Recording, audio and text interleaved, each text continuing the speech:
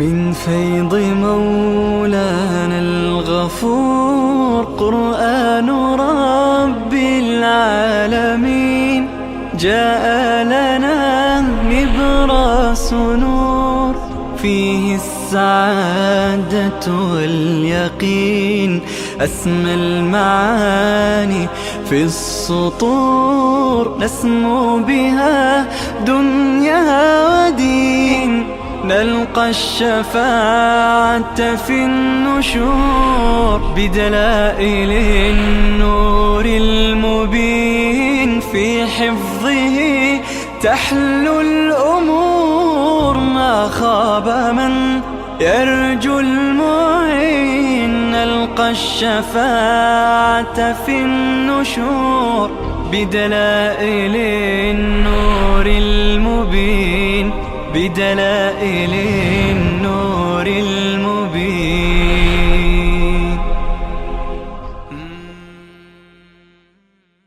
ولو أنهم آمنوا واتقوا لمثوبة إن جاء الله عز وجل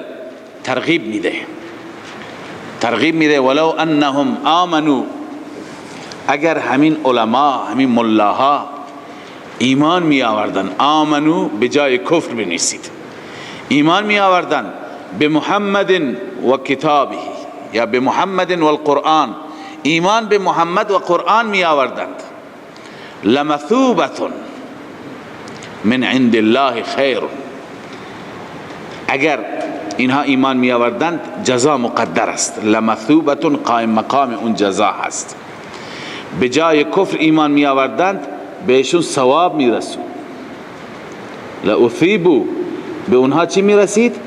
ثواب می رسید اجر و پاداش می گرفتند الله می فرماید لمثوبة من عند الله ثواب و اجر و پاداشی که از جانب الله باشد خیرون بهتر از این جادوگری هست بهتر از این فتنه بازی هست لو کانوا یعلمون کاش اونها می دانستند که دارند به چه بیراهی می روند. خب یا ایها الذین آمنوا لا تقولوا راعنا وقولوا انظرنا واسمعوا یکی دیگر از خباثت های یهود موجود زمان رسول الله صلی الله علیه وسلم را الله تعالی یادآوری می فرماید. اینجا هم مفسرین دو قول دارند یکی اینه که عامه مفسرین گفتند رسول الله صلی الله علیه و سلم وقتی که صحبت می کردند وقتی که برای صحابه موعظه می فرمودند احکام را یاد می دادند کسی که متوجه نمی شد می گفت راعنا یا رسول الله رعایت حال ما را بکن یک بار دیگه تکرار بفرما تا ما یاد بگیریم چی شد.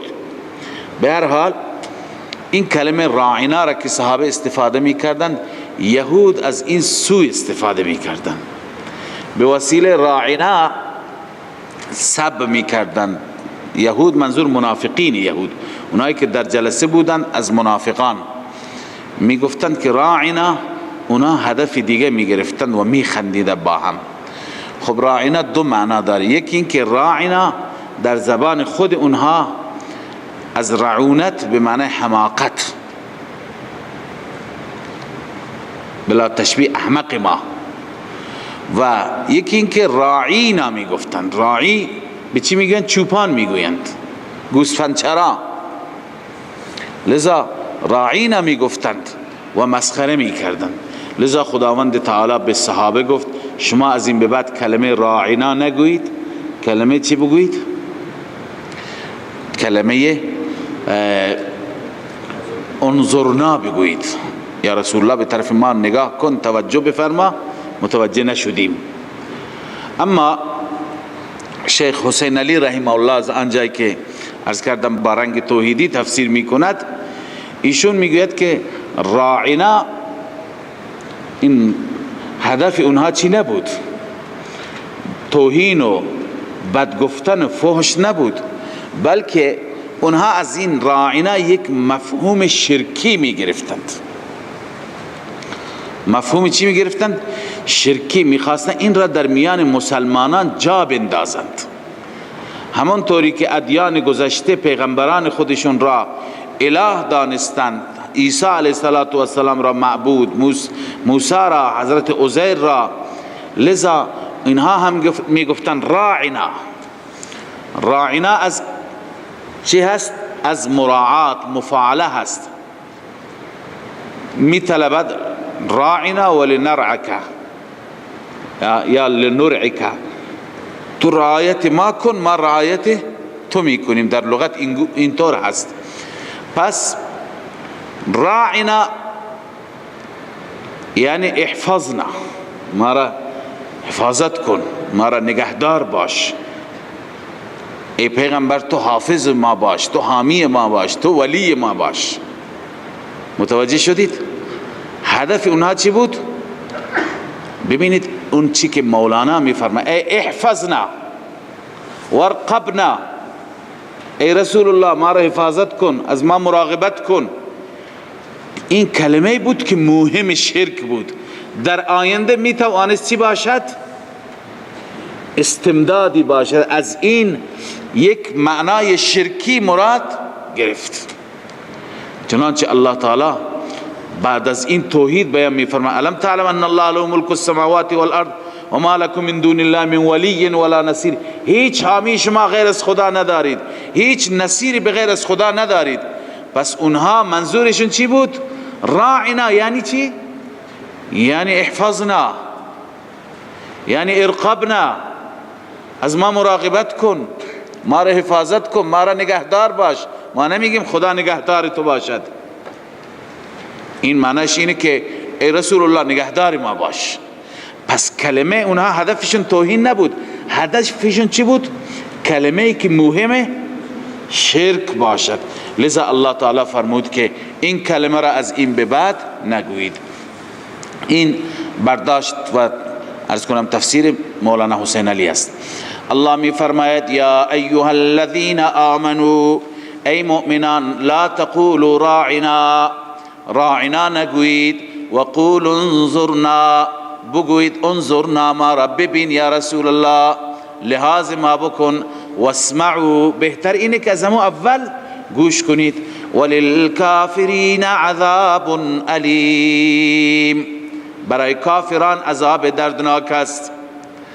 کافران عذاب دردناک است که اونها میخواهند کفر و شرک را در میان شما چی بکنند؟ رواج بدهند. ما یود الذین کفروا من اهل الكتاب، زجر است.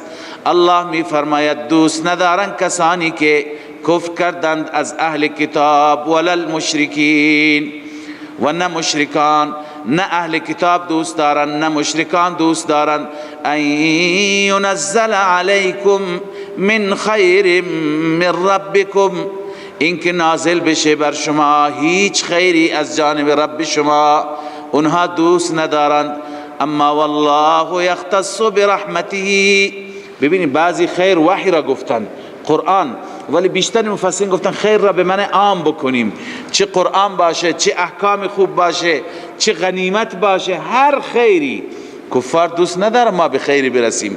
اما والله یختص برحمته من یشاء، رب العالمین اختصاص میدهد با رحمتش، یعنی با وحی، هر کسی را که بخواهد. والله ذو الفضل العظیم، الله صاحب فضل عظیم هست.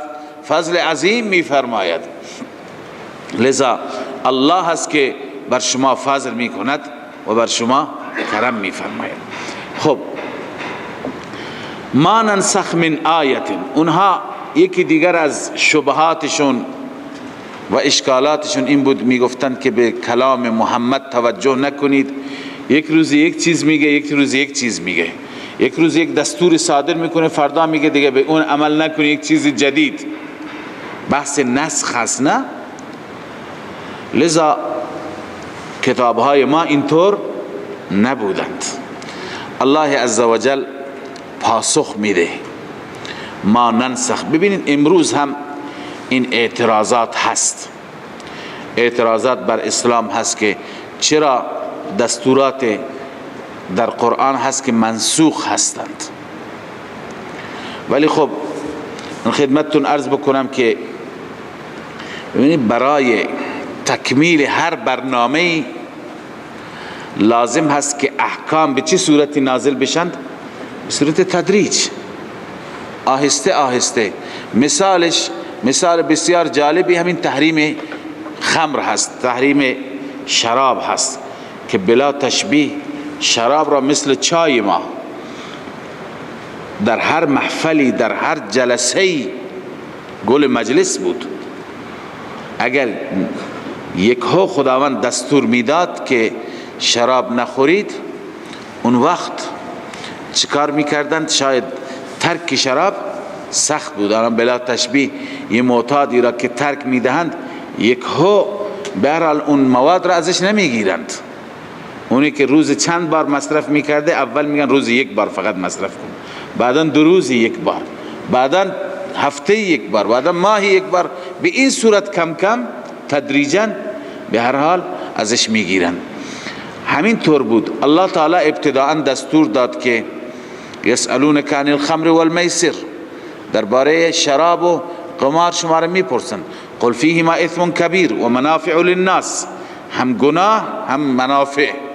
اما و اسمهما اکبر من نفعهما، مضراتش، گناهانش از نفع بیشتره. وقتی که این حکم نازل شد، صحابه بعضی که از قبل نمیخوردند، بعضی متوجه شدند که عجب، پس اینها مضارش بیشتر است. از اشارات قرآن فهمیدم شراب را ترک کردند. بعد از اینکه شراب را ترک کردند، آیه دوم نازل شد. الله تعالی فرمود یا ایها الذین آمنوا لا تقربوا الصلاة وانتم سکارى، اگر شراب میخورید خود دانید، اما در وقت نماز حق نداری بخورید. پس در بعضی از اوقات خوردن شراب چی شد؟ حرام شد. کم کم نفرت چی میشه؟ ایجاد میشه، تا اینکه خداوند آیه سوم را انما الخمر والمیسر والانصاب والازلام رجس من عمل الشیطان فاجتنبوه، از این دیگه اجتناب بکنید، گنده، نجس، عمل شیطانه. پس صحابه چی کردند؟ ترک کردند. شیشه ها شکسته شد، کوزه ها شکسته شد، مشکیزه ها پاره شد. پس به این صورت احکام تدریجی می آمد. الان هم نگاه بکنید که حکومت ها برای مصالح خودشان امروز یک بخشنامه ای دارند، فردا میبینی این بخشنامه لغو میشه. انسان ها همیشه در حالت چی هستند؟ ترقی و عروج هستند. هرچی که جلوتر میرند احکام جدید صادر میشه. لذا برای دین مبین اسلام اینم یک چیز طبیعی بود. باید احکامی می آمد، بعدا از اون احکام کاملتری می آمد و اونها چی می شدند؟ احکام گذشته منسوخ می شدند. خب اون احکام که منسوخ شدند الان در قرآن کریم هستند یا نیستند؟ اکثرشون هستند. قرآن هم اشاره می کند او ننسها، بعضی از اونها را خداوند اصلا از ذهن می برد، فراموش می دارد. اما نسخ از نظر متقدمین یک معنای بسیار وسیعی دارد که هر مطلقی اگر مقید بشه، عامی خاص بشه، این را منسوخ، کوچکترین تغییری بیاد اون را چی می دونستند؟ اونها منسوخ می دانستند. بنابراین آیات منسوخه که در قرآن مجید از نظر متقدمین با این تعریف عام که برای نسخ دارن بیش از 500 تا هستند. اما متأخرین گفتند که نسخ نه، معنیش چی هست؟ ازاله یک حکم. یک حکمی که وجود دارد این حکم به صورت کلی تغییر بیابد. مثلا امروز هست که این جایزه، فردا حکم میاد این ناجایزه. خب کلا اون حکم چی شد؟ ازاله شد. ازاله و تغییر کلی. متأخرین به این معنی نسخ را میگیرند. خب به این معنی نسخ آنچه که علامه آلوسی نوشته در کتاب الاتقان، آیات منسوخه حول هوش 21 عدد هستند. و امام شاه ولی الله رحمه الله این آیات منسوخه را توجیه کرده، گفته نخیر اینقدر نیستند، تعویل کرده، توجیه کرده و آخر شاه ولی الله میگه آیات منسوخه 5 تا هست و حضرت حسین علی رحمه الله اون 5 تا را هم توجیه میکند. ایشون معتقد هیچ چیزی در قرآن باقی نمانده وقتی که به اون آیات برسیم انشاءالله توجیهشان را خدمت شما عرض میکنم. اما اینجا الله تعالی میفرماید ما ننسخ من آیه، هر آیه را که ما منسوخ بکنیم او ننسها یا از ذهن شریف ببریم فراموش بداریم، نأت بخیر منها. اون ما ننسخ من آیه نسخ معنوی هست، او ننسها نسخ لفظی هست، یعنی کلا چیش را تلاوتش را هم از بین ببریم. نأت بخیر منها این جواب حکیمانه هست، اینجا بنویسید جواب حکیمانه. خدا میفرما ما بهتر از اون میاریم، او مثلها یا حکم دیگر مثل همون حکم را برای شما چی میکنیم؟ نازل میکنیم.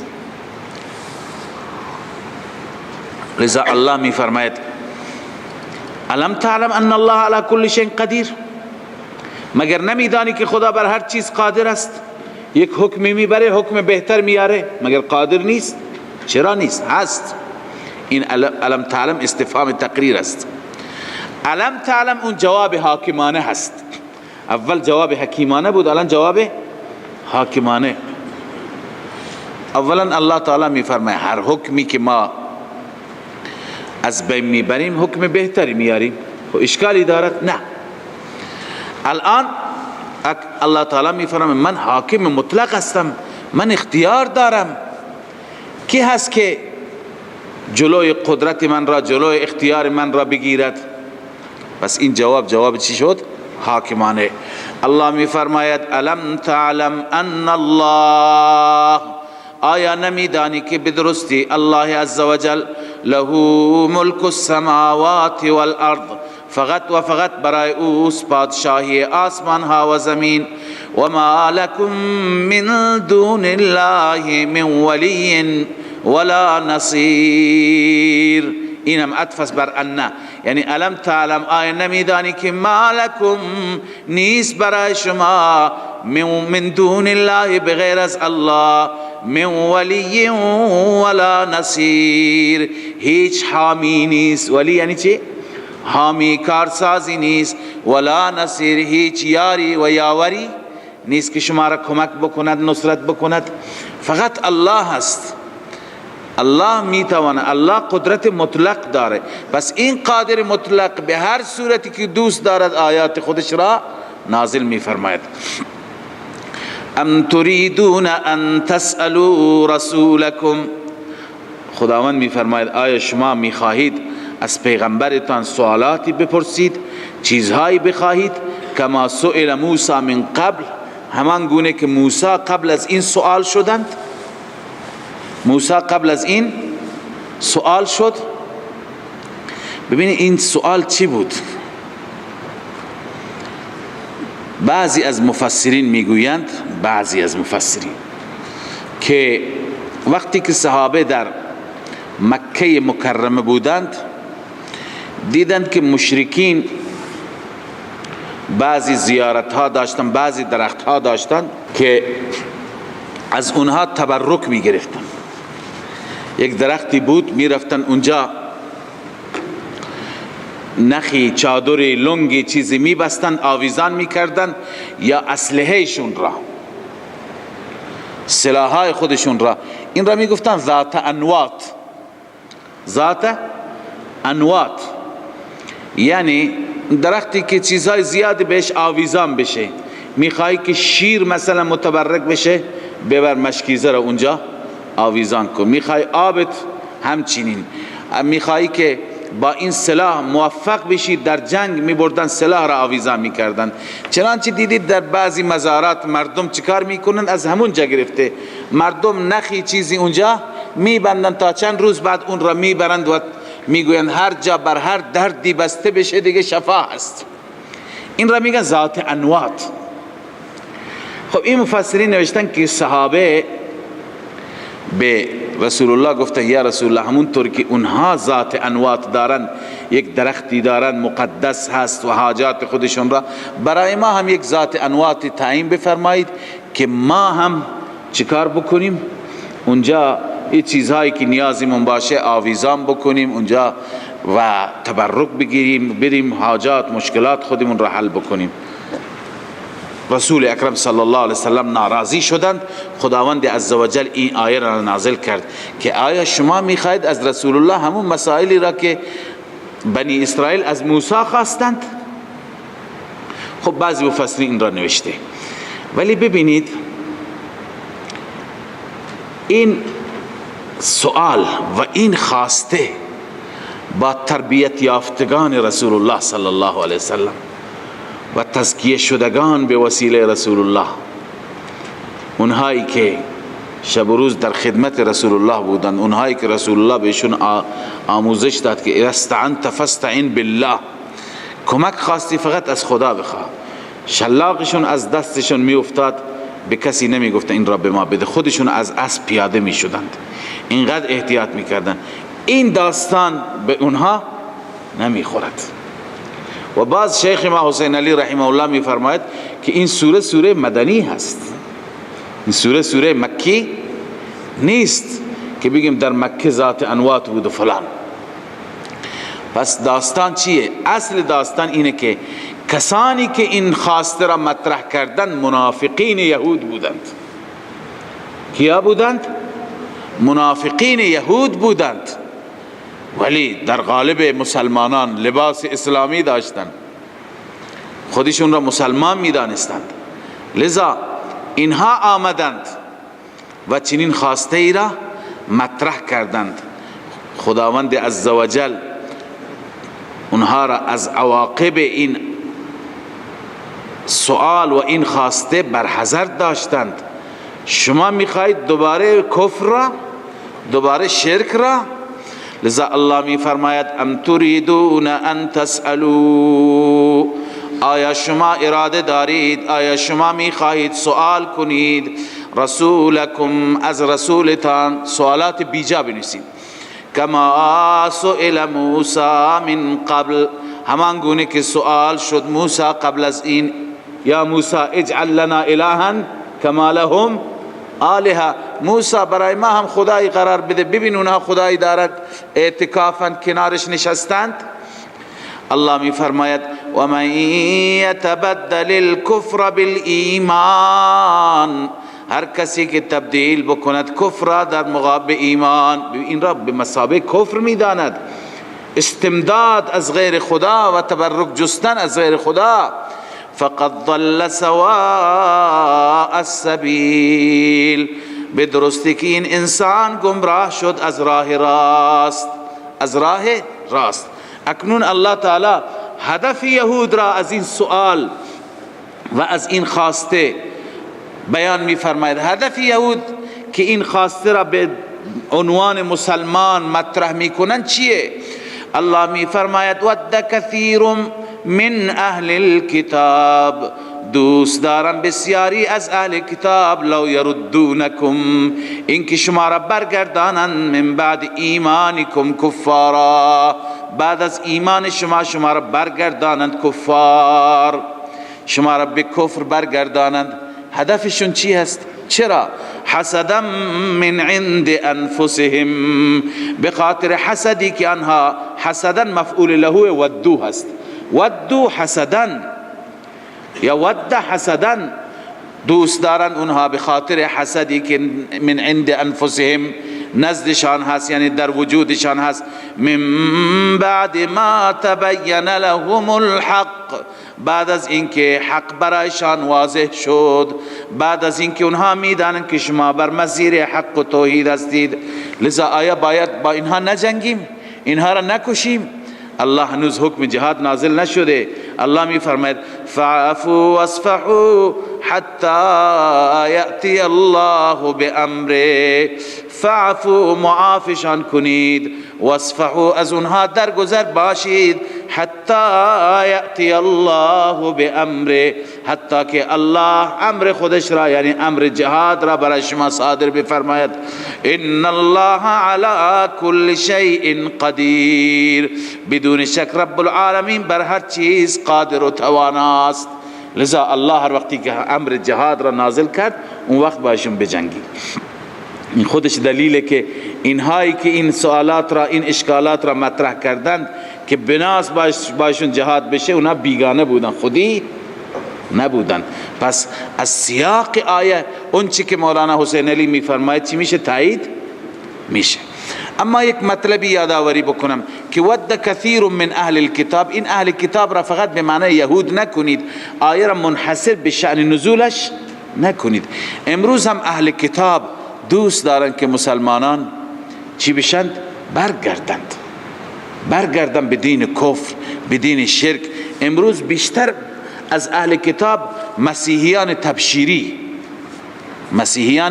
تبشیری فعالیت میکنن، شب و روز پول خرج میکنن در بلاد اسلامی، بالخصوص در بلاد عقب مانده، در بلاد فقیر، در بلادی که مردم نیاز دارن.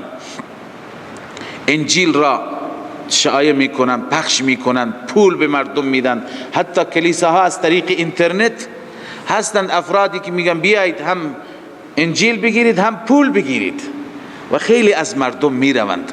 لذا این مودت و این دوستی اونها بر این که اهل ایمان و اهل اسلام از اسلام برگردد از صدر اسلام بوده، هنوز هم با شدت بیشتری ادامه دارد.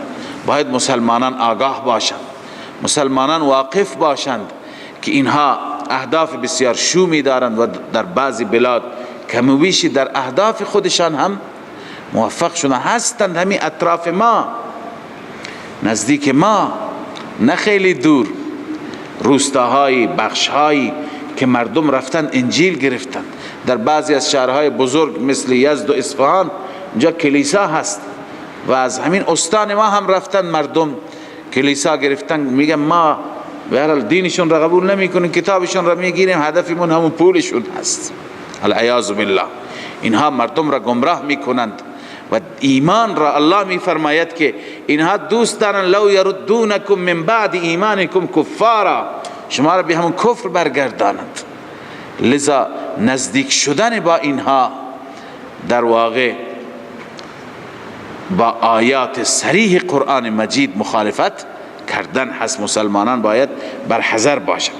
خب الله تعالی در میان این بحث، چون بحث یهود بود، اهل کتاب بود، در میان بحث امور مصلحه بیان می فرماید. قبلا خواندیم که وقتی که خداوند مطلبی بیان می کند گاهی امور مصلحه را هم بیان می کند که اون امور مصلحه کمک می کند انسان را در عمل کردن. لذا الله می فرماید اگر می خواهید که پایبند این مسائل باشید، نماز برپا کنید، زکات بدید، عبادات مالی و عبادات بدنی. و اقیموا الصلاة و آتوا الزکاة، نماز برپا بدارید، زکات بدهید، زکات حق مال را بدهید. و ما تقدموا لانفسکم من خیر تجدوه عند الله، رب العالمین می فرماید آنچه که شما تقدیم می کنید برای خودتان، برای جانتان، من خیر، از هر خیری، چه نماز می خوانید، چه صدقه مالی می دهید، یقین بدانید که تجدوه عند الله، شما می یابید او را نزد خدا، می یابید او را نزد خدا. تجدوه بنویسید ثوابه و اجره، چرا می یابید؟ ثوابش را و اجرش را پیش خدا میابید. ان الله بما تعملون بصیر، علت به درستی که الله به آنچه که شما عمل میکنید بیناست. هر چی که شما عمل میکنید خدا بیناست. خدا میدونه این نماز میخوانه، این داره در راه من انفاق میکنه، لذا الله تعالی اینها را ذخیره شما میگرداند. خب این در وسط امور مصلحه بود و در ادامه بحث یهود. دیگه از مکرهای یهود، نیرنگهای یهود یا از خباثات یهود این بود که هر یکی از یهود یا نصارا می گفتند که در بهشت فقط یهودی ها می روند، غیر از یهودی ها کسی اجاره کردند، مال یهود هست. نصارا می گفتند نه مال نصارا هست. و الله عز و جل می فرماید این آرزوهای باطل هستند. وقالوا لن يدخل الجنة الا من كان هودا او نصارا، می گفتند هرگز وارد بهشت نمی شود الا من کان هودا او نصارا، مگر اون کسی که یهودی باشد یا نصرانی باشد. یهودی میگفتن یهودی باشد، نصرانی میگفت نصرانی باشد. رب العالمین میفرماید تلک امانیهم، این آرزوهای باطل اونهاست، خیالات فاسد اونهاست. امانیهم بعضی گفتن شهواتهم الباطله التي تمنوها، معالم التنزیل و تفسیر خازن. این شهوات و هوای باطلشون هست که اونها تمنا کردن. الله میگه اگر اینجور هست دلیلتون را بیاورید. قل هاتوا برهانکم، این رد است، یعنی این ادعای بدون دلیل است. هاتوا برهانکم، بیاورید برهانتان را، بیاورید دلیلتان را. ان کنتم صادقین، اگر شما صادق هستید. دلیل ندارید چه کسی وارد بهشت میشه؟ ببینید مستحق بهشت را الله اینجا معرفی میکنه. بلا، البته من اسلم وجهه لله، هر کسی که تسلیم بکند خودش را برای الله. تسلیم بکند، چطور تسلیم بکند؟ پایین اسلمه بنویسید در عقیده و عمل. عقیده همون عقیده ای را بگیرد که خدا گفته، نه عقیده شرکی خرافاتی. و همچنین عملش اون باشد که خدا راضی هست. من اسلم وجهه لله، هر کسی که تسلیم بکند خودش را برای الله، یعنی در عقیده و عمل. شرط دوم و هو محسن، او محسن باشد. محسن را قبلا چی ترجمه کردم؟ مخلص. بنویسیم مخلص، نه منافق. مخلص نه. احسان یعنی چی؟ اخلاص. مگر در حدیث جبرائیل نیست که مل احسان یا رسول الله؟ احسان چیه؟ فرمود ان تعبد الله کانک تراه، الله را طوری عبادت کن که گوی خدا را میبینی، یعنی کسی دیگر را نمیبینی، فقط خدا را، و خدا هم تو را میبیند. فإن لم تكن تراه، زیرا اگر تو او را نمیبینی فإنه یراک، او تو را میبیند. بس همین یک درجه، بعضی گفتن دو درجه. ان تعبد الله کانک تراه یکی، فإن لم تكن دومینا. اگر تو خدا را نمیبینی خدا که تو را میبیند. پس وقتی که من طوری عبادت میکنم که فقط خدا مرا میبیند، کسی دیگه نمیبیند، قطعا این عبادت خودم را برای کی انجام میدم؟ خدا، نه پدر، نه استاد، نه قوم، نه قبیله. این هست اخلاص. این چی شد؟ پس احسان به معنای اخلاص. و هو محسن، در اکثر قرآن مجید محسن در مقابل مشرک آمده. در شرک اخلاص نیست، خالص عبادت برای خدا نیست، برای غیر خداست. اما در احسان عبادت فقط برای خداست. پس اخلاص باشد. و هو محسن. اما منافقین اخلاص ندارن. پس منافقین این آیه شامل اونها نمیشه، چون شرط اول را اگر به ظاهر عقیدهشون عملشون مثل مسلمانان باشند، اما اونها محسن نیستن. و هو محسن، در حالی که او محسن باشد یعنی مخلص باشد، نه منافق. فله اجره عند ربه، این پاداش اول، جلب منفعت برای این انسان مخلص مؤمن موحد. اجرش هست نزد پروردگار. ولا خوف علیهم ولا هم یحزنون، هیچ خوفی بر آنها نیست. ثمره دوم دفع مضرت، بنویسی فی الاخره، هیچ خوفی نیست بر آنها در آخرت. ولا هم یحزنون، و نه اینکه آنها غم میخورند، و نه اینکه اونها غم میخورند. ببینید خوف، این لا خوف علیهم ولا هم یحزنون زیاد میآید. این را یک جا تفسیر بکنم، همه جای دیگه قیاس بکن. خوف یک چیزی است که انسان از یک شیء آنی دارد. الان خطر دارم که مبادا دشمن به من آسیب نرساند، مبادا مأمورین نیان مرا دستگیر نکنند، مبادا فلان اتفاق بیفته. خوف این را میگند که انسان از شرایط حال و شرایط آن چی دارد؟ احساس خطر. حزن یعنی غم. غم انسان یا برای گذشته میخورد یا برای آینده. یک چیزی را انسان از دست داده برای او غم میخورد، یا در آینده معلوم نیست که تکلیف فلان چیز چی بشه، از الان برایش جوش میزند، برایش غم میخورد.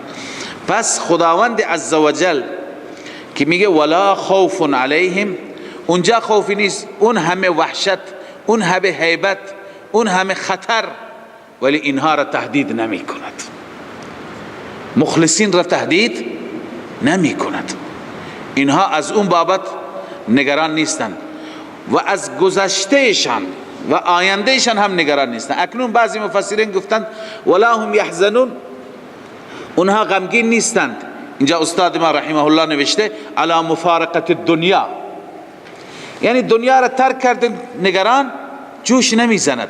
یک کافر ناراحت است، میگه کاش که در همون دنیا توبه میکردم، کاش در دنیا من رضایت خدا را جل میکردم. پس برای اون فرصت از دست رفته چیکار میکند؟ غم میخورد. ولی مسلمان نه، مسلمان کارش را کرده، مخلص کارش را کرده، لذا اینکه فرصت دنیا رفته علی مفارقت الدنیا لا هم یحزنون، برای اون غم نمیخورد. یک غم اینه که معلوم نیست که فردا چی بشه، دادگاه، بعد از اون به کجا سرم بیفته، بعد بهرحال با من چه معامله بشه. اونجا میتونه این غم در رابطه با استقبال هم باشد، یعنی بعد از این که از این مرحله قبر تمام بشم، مرحله حساب و کتاب تمام بشم، درباره آینده هم غمی ندارد. پس این غم را هم میتونیم به ماضی برگردانیم، هم میتوانیم به مستقبل برگردانیم، البته با سیاق آیه کار دارد و به هر دو هم میتونیم برگردانیم. اما خوف از شرایطی که انسان بترسد که چی باشد، با اون مواجه باشد، با اون روبرو باشد. لذا الله می فرماید در آخرت ولا خوف علیهم، هیچ خوفی نیست بر اونها، هیچ خطری اونها را در اون لحظه تهدید نمی کند. ولا هم یحزنون، و نه اینکه اونها غم میخورند بر مفارقت و جدایی دنیا، برای از دست دادن فرصت دنیا، چون که از فرصت دنیا اونها چیکار کردند؟ حسن استفاده و کمال استفاده را کردند. و قالت الیهود لیست النصارى علی شیء، این باز هم زجر هست، زجر با نقل قول. یهود و نصارا اینها، این بدبخت ها را که کشت، همین افتخار، دین من دین یهوده، من پیغمبر زادم، من فلانم. مسیحیان هم همیش افتخار، کسی که افتخار بکند به آبا و اجدادش، کسی که افتخار بکند به عرض کنم نسبش، به حسبش، به فلانش، این به جای نمی رسد. الله بیان می فرماید که اون چی که لازم هستیه اسلم وجهه و هو محسن، انسان عمل بکند، اعتقاد خوبی داشته باشد، عمل خوبی داشته باشد. لذا زجر با نقل قول از یهود و نصارا.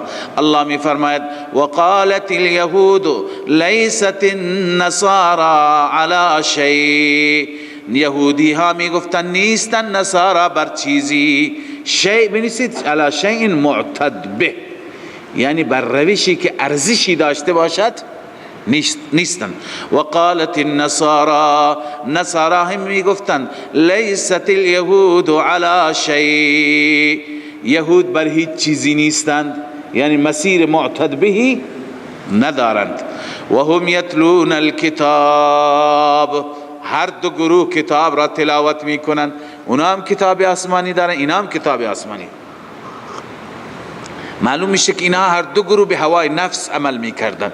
و الا تورات درباره انجیل هم مژده و بشارت دارد، انجیل مصدق و مؤید تورات هم هست. پس معلوم میشه که اینها از کتاب نمی گفتند، از چی می گفتند؟ از هوای نفس می گفتند.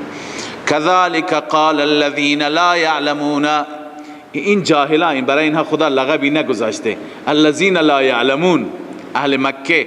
این جاهلان هم مثل اونها میگن بقیه هیچ کاره، همه چیز به دست ماست، بقیه علی شیء لیسوا علی شیء. مسلمانان را بیشتر میگفتند، پیغمبر را بیشتر میگفتند و اصحاب را. كذلك قال الذين لا يعلمون مثل قولهم، این چنین گفتند کسانی که لا یعلمون چیزی نمیدانند، چیزی بلد نیستند. هم مشرک العرب فی قول الجمهور، این کسانی که چیزی بلد نیستند مراد کیه؟ مشرکین عرب. مشرکین عرب هم میگفتن مثل قولهم، مثل قول یهود و نصارا، یعنی قول بلا دلیل. الله می فرماید فالله یحکم بینهم یوم القیامه، الله فیصله می کند بینشان. یحکمو پایینش بنویسی عملا، خداوند عملا فیصله می کند بینشان یوم القیامه، در روز قیامت. فیما کانوا فیه یختلفون، در آنچه که اختلاف داشتن، اختلاف در توحید، در نبوت، در قیامت، در همه چیز داشتن. خدا روز قیامت فیصله می کند و بعدا عقیده صحیح را به اونها نشان میده. و من اظلم ممن منع مساجد الله، اینجا الله عزوجل زجر دیگر با نقل قول بر کسانی که مانعین مسجد هستند، مانعین عبادت هستند بیان می‌فرماید. مراد کی هست؟ خب بعضی گفته که مراد مشرکین مکه هستند که نگذاشتند مسلمانان مسجد الحرام طواف بکنند، مسجد الحرام نماز بخونند، مانع مسجد شدند. بعضی ها مصداق یهود را میدانند، ولی مفسرین بزرگوار نوشتن بهتر این آیه را به عمومش بگذاریم. وقتی که به عمومش بگذاریم شامل اون یهودی هم میشه، شامل اون ابو جهل و ابو لهب که نگذاشتند رسول الله، البته در زمان نه ابو جهل و ابو لهب نبودند، بقیه سرداران و قریشی ها در سال حدیبیه نبودند، کشته شده بود ابو جهل در بدر. به هر حال اونهایی که نگذاشتند رسول الله طواف بکنه شامل اونها هم میشه. کسانی که امروز مانع مسجد بشند، مانع عبادت بشن، یهود امروز نمیگذارن مسلمانان بیت المقدس برن نماز بخوانند، بقیه جبابره هستند، ظالم ها هستند، مسلمانان را برای نماز نمیگذارند، برای عبادت نمیگذارند، شامل همه میشه. پس ظاهر الآیت العموم، آلوسی میگه ظاهر الآیت العموم، ظاهر آیه عموم را میگوید. فی کل مانع، هر کسی که مانع باشد، و فی کل مسجد، هر مسجدی را شامل میشه. و خصوص السبب لا یمنعه، اگر این آیه یک سبب خاص داشته باشه، مثلا مشرکین مکه سبب شدن که این آیه نازل شد، خب اون یک سبب خاص است.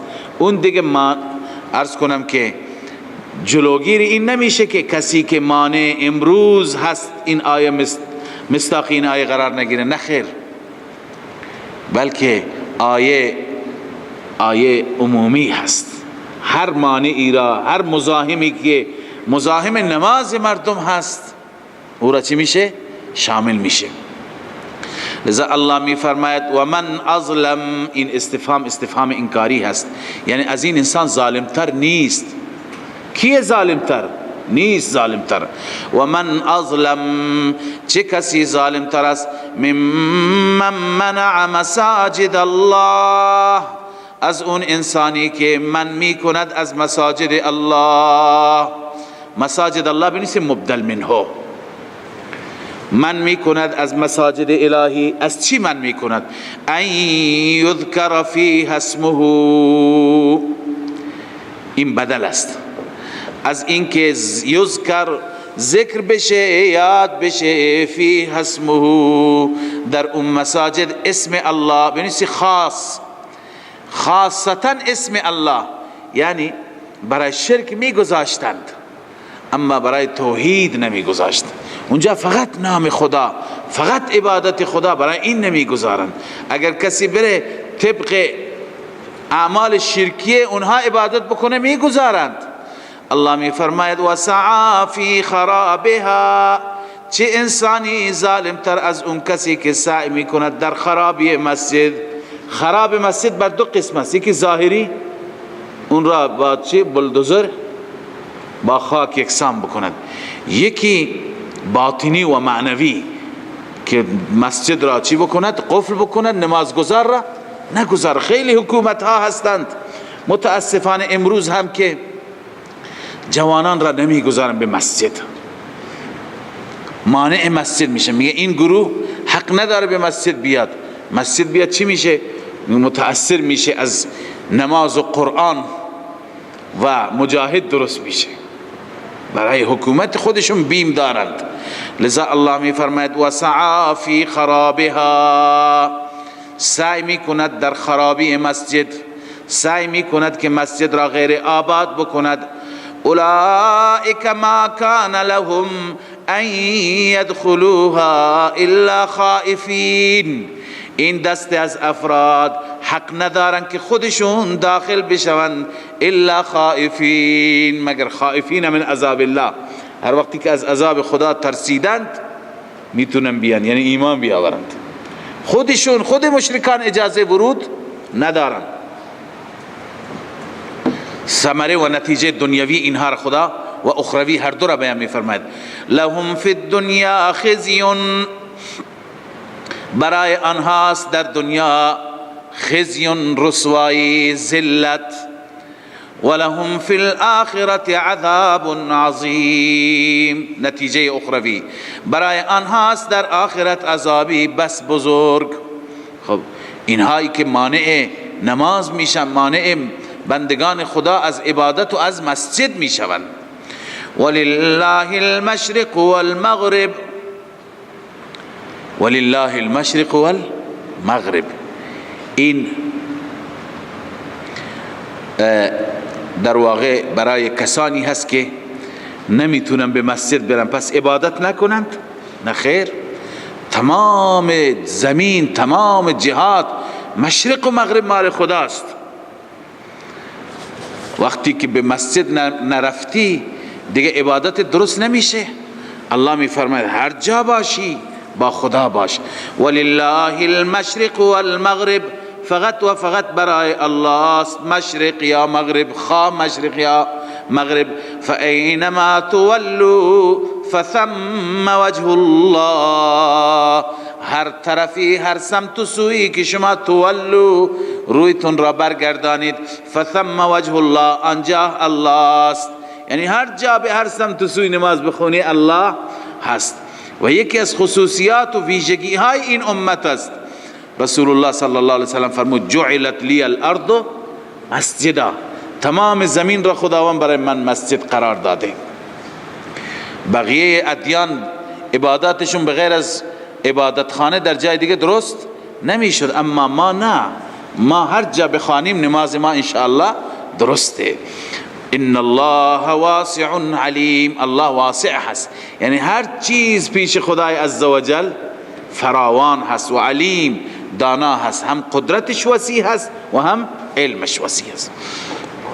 وقالوا اتخذ الله ولدا، این زجر چهارم هست با نقل قول بر یهود. ما چند تا اینجا زجر بود گفتیم، سلسله زجرها. اولی نمیدونم اول و دوم گفتم یا نگفتم.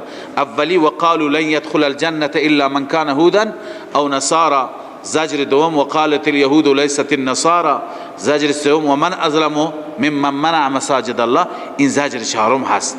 وقالوا اتخذ الله ولدا، یهودیان میگفتند و همچنین مسیحیان خداوند برای خودش فرزندی انتخاب کرده. اتخذ الله ولدا، چه عقیده خرافاتی و شرکی. الله می فرماید سبحانه، الله پاک هست، پاک هست از شریک، پاک هست از فرزند، پاک هست از همسر. بل له ما فی السماوات والارض، بلکه فقط و فقط برای الله است ما فی السماوات، هر چی که در آسمان ها هستند و زمین هستند، همه مملوک خدا، همه مخلوق خدا. مملوک نمیتونه فرزند باشد. کل له قانتون، همه برای الله مطیع، همه فرمان برداره الله عز وجل بدیع السماوات والارض، الله آن ذاتی است که پیدا کننده از ابتدا، آفریننده آسمان ها و زمین. بدیع به معنی نوآور. ببین بدیع میگویند کسی که چیزی ایجاد بکند بدون الگو، بدون نقشه، بدون نمونه. لذا الله است که از ابتدا پیدا فرمود آسمان ها و زمین را. و اذا قضا امرا، کیفیت ایجاد، چگونه ایجاد کرد، چند میلیارد بنا و استا بودند. الله می فرماید و اذا قضا امرا، هرگاه فیصله امری بکند، فانما یقول له کن فیکون، جز این نیست که الله بهش میگه کن، به وجود بیا، باش، درست بشو. فیکون، سرعت تکوین، فوراً درست میشه، فوراً ایجاد میشه. بله، خب پس الله عزوجل ولد ندارد، ولد برای خودش انتخاب نکرده، همسر ندارد اونطوری که شما نسبت میدهید. و زجر پنجم، یکی دیگر از قولهای باطل و فاسدشان این بود که میگفتند اگر واقعا شما خود پیغمبر خدا هستید، از طرف خدا فرستاده هستید، چرا خداوند خودش با ما سخن نمیگوید؟ یا چرا آیه‌ای و نشانی که ما مطالبه میکنیم برای ما نازل نمیشه تا ما بدونیم که شما واقعا از طرف الله؟ الله جواب میده وقال الذين لا يعلمون، میگویند جاهلان، کسانی که نمیدانند، لولا یکلمنا الله، چرا با ما کلام نمی فرماید الله، او تأتینا آیه، چرا آیه و نشانی که ما می خواهیم پیش ما نمی آید؟ الله می فرماید این رسم جاهلانه قدیم است، رسم جدیدی نیست. كذلك قال الذين من قبلهم، این چنین گفتند کسانی که قبل از اینها بودند، مثل قولهم، مثل سخنشان. امتهای گذشته هم به انبیا گفتند، همین خواست را مطرح کردند. تشابهت قلوبهم، دلهایشان مثل هم است. تشابهت قلوبهم، دلهایشان مثل هم است، یعنی در انکار، در ضد، در عناد، در کج فهمی. قلوبهم پایینیش نیست، در کج فهمی همه را شامل میشه. قد بینا الآیات لقوم یوقنون، ما یک آیه نه، جواب دوم نه، او تأتینا آیه، چرا آیه‌ای نمیاد، چرا نشانی نمیاد؟ الله می فرماید ما یک آیه نه، بلکه قد بینا الآیات، ما آیات زیادی نازل کردیم، لقوم یوقنون، برای قومی که یقین بکنند، برای مستفیدین، کسانی که استفاده و بهره ببرند. انا ارسلناک بالحق بشیرا و نذیرا، ای رسول الله ما تو را فرستادیم، تسلی برای رسول الله است. شما به این حرفها توجه نکنید، نگران نباشید، ما شما را برای هدفی فرستادیم، هدف را اجرا بکن. انا ارسلناک بالحق بشیرا و نذیرا، ای پیغمبر ما شما را فرستادیم، به حق فرستادیم، ما شما را به حق فرستادیم، بشیرا و نذیرا، فریضه اول و دوم رسول الله. بشیرا به عنوان بشارت دهنده، مژده دهنده برای کسانی که در مقابل حق چی میشن؟ تسلیم میشن. و نذیرا، و نذیر فرستادیم برای کسانی که در مقابل حق تسلیم نمیشن، ترساننده، اونها را از عذاب و عقاب خدا بترسان. ولا تسأل عن اصحاب الجحیم، نگران نباش ای رسول الله که چرا حرف شما و سخن شما تأثیر نگذاشت، از شما سوال نمیشه. چرا کلام شما مؤثر نبود؟ چرا اینها ایمان نیاوردند؟ نه، چرا اینها به جهنم رفتند؟ ولا تسأل عن اصحاب الجحیم، شما از اصحاب جهنم سوال نمیشید، از جهنمی ها سوال نمیشید که چرا با وجود شما اینها به جهنم رفتند، چون شما به وظیفه خودتون عمل میکنید. وظیفه چی هست؟ بشیر و نذیر. اما یهود کی مسلمان میشند؟ که ایمان می آورند، که راضی میشند؟ زمانی که شما دین خودتون را، دین توحیدی را ترک کنید، دین اسلام را ترک کنید، که این غیر ممکن است. لذا جوش نزن، نگران نباش. ولن ترضى عنك اليهود ولا النصارى، رب العالمین می فرماید هرگز راضی نمی شوند از شما یهودی ها و نه نصرانی ها، حتی تتبع ملتهم، حتی که شما پیروی کنید ملتشان را، یعنی شریعتشان را، شریعت و دینشان را شما تا زمانی که پیروی نکنید. اونها انتظار دارن شما برید همیشه. اونها وقتی که ندای وحدت هم میزنند، منظور از وحدت این نیست که شما بر دین خودتون بمانید، منظور اینه که شما برید تابع اونها بشید. شما چی؟ تابع اونها بشید. قل ان هدی الله هو الهدی، اعلام بکن ما به طرف شما نمی آییم، به درستی که هدایت الله او هست هدایت. هدی الله یعنی چی؟ هو الاسلام الذي انت عليه هو الهدى، بحر المحیط. ان هدی الله، هدی الله یعنی اسلام. ای رسول الله اعلام بفرما که هدی الله یعنی هو الاسلام الذي انت عليه، اون اسلامی که توی محمد بر او هستی، هو الهدى، هدایت یعنی راه حقیقی او هست. راه حقیقی هدایت اسلام هست.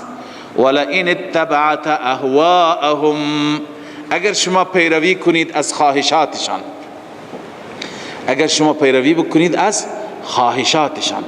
خواهشات چیه؟ ببینید اهل باطل همیشه انتظار داره که اهل حق از خواهشات اونها چی بکنند؟ پیروی بکنند. خواهشات یعنی این بدین اونها بری، حرکتی بکنی که دین اونها را تایید بکنی، مسیر اونها را تایید بکنی.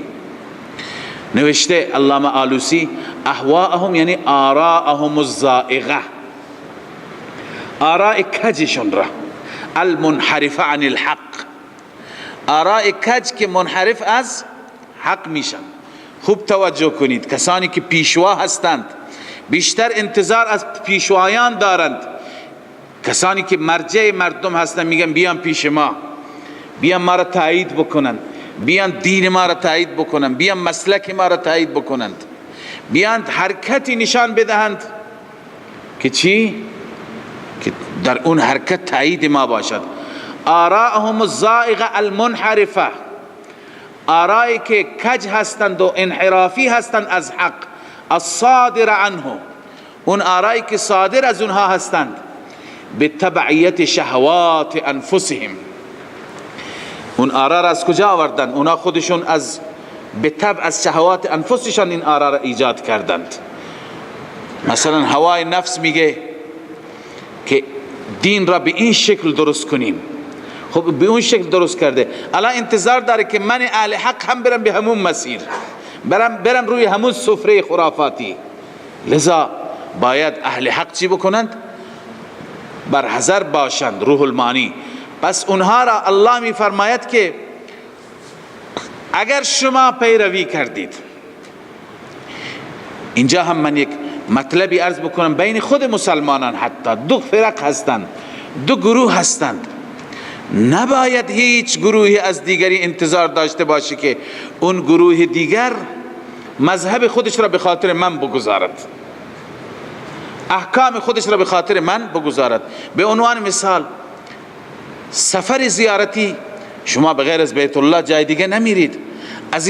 عزیزان ما انتظار داشته باشند که به خاطر ما به کربلا بیاند، سفر زیارتی بکنند. خب فقه ما اجازه نمیده، لذا به خاطر راضی کردن اونها ما بیاییم فقه خودمون را زیر پا بگذاریم. مسیری که ما درست میدانیم، هر کسی مسیر خودش را درست میداند، مسیری که ما صحیح میدانیم مسیر را رها بکنیم.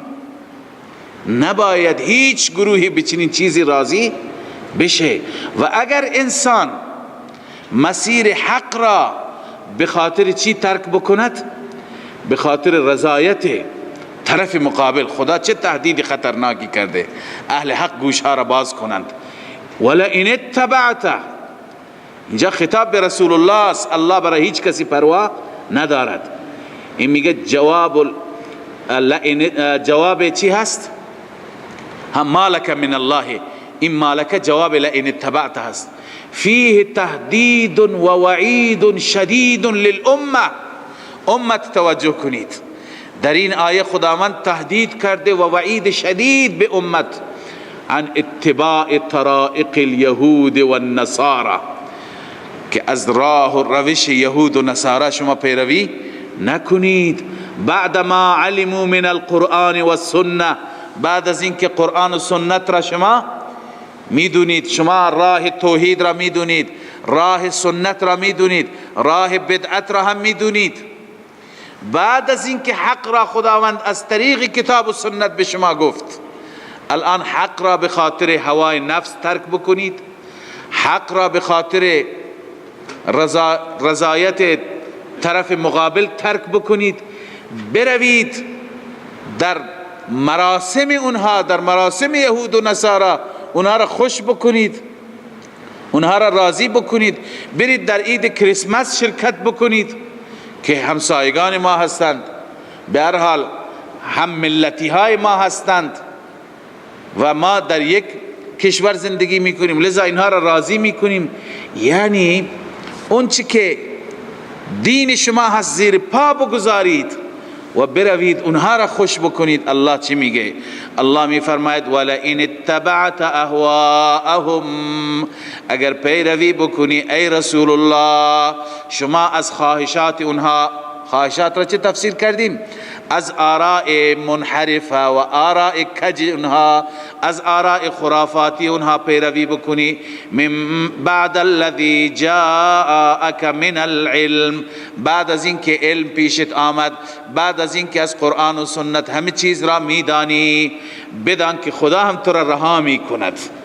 ما لك من الله من ولی ولا نصیر، نیست برای تو من الله ای من عذاب الله، از عذاب الهی، من ولی ولا نصیر، هیچ حامی نیست، هیچ حامی نیست که یمنعک من عذابی، تو را از عذاب من مانع بشه، ولا نصیر، هیچ مددگاری نیست، هیچ یاوری نیست تو را یاری برساند و غیر از الله.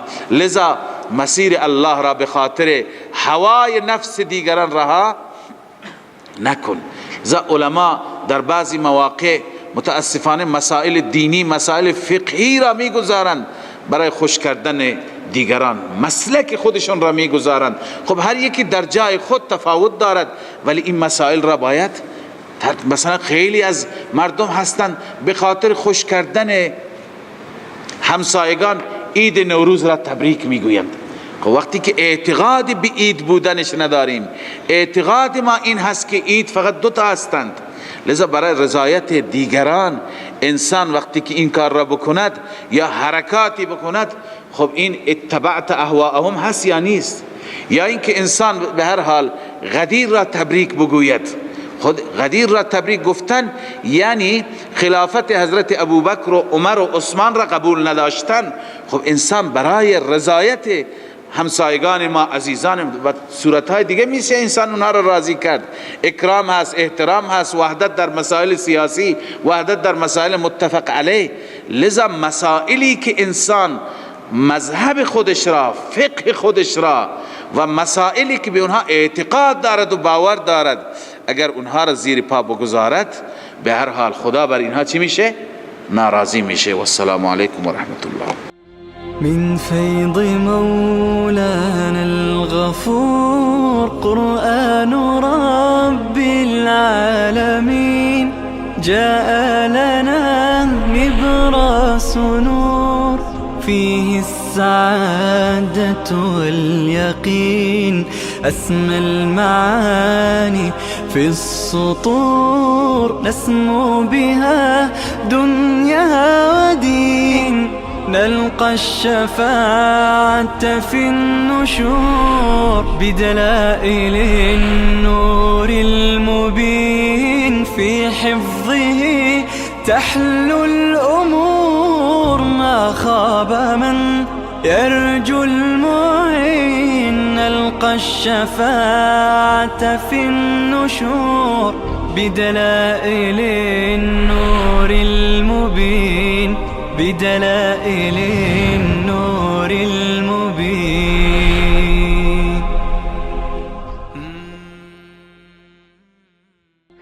من فيض مولانا الغفور قرآن رب العالمين، جاء لنا نبراس نور فيه السعادة واليقين.